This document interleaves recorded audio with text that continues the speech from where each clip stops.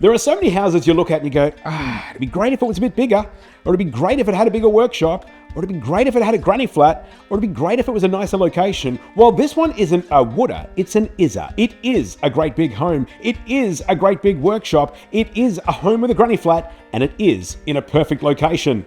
I is Mark Grogan, and this is One Sanctuary Court in Roleystone.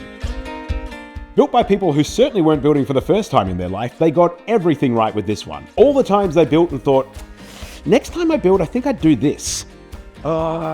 Maybe next time I'd do that.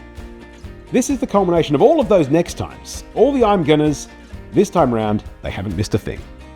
It's designed for people who like other people. Not necessarily that it's the sort of home where you have to be entertaining a massive crowd every weekend just to enjoy it. Mind you, you can have a pretty massive crowd here. But it's designed for people who like to be with their people. A family that love that casual kind of hanging around together kind of vibe. This central living space is where all of that happens. It's a home for all seasons. And when I say that, I don't just mean that it's north facing and it's perfectly designed to capture the best of the weather. I mean that it's the perfect home for all seasons of life.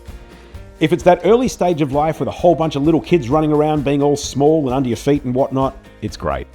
If you've got teenagers who try and pretend they don't love spending lots of time with you, but just happen to be doing it more and more since you found a house that draws them all into the main living space, maybe it's that. Or it could be that they do need their own privacy and are loving the fact that they can live at home for as long as they need to with these gigantic bedrooms and this remarkably well-considered configuration.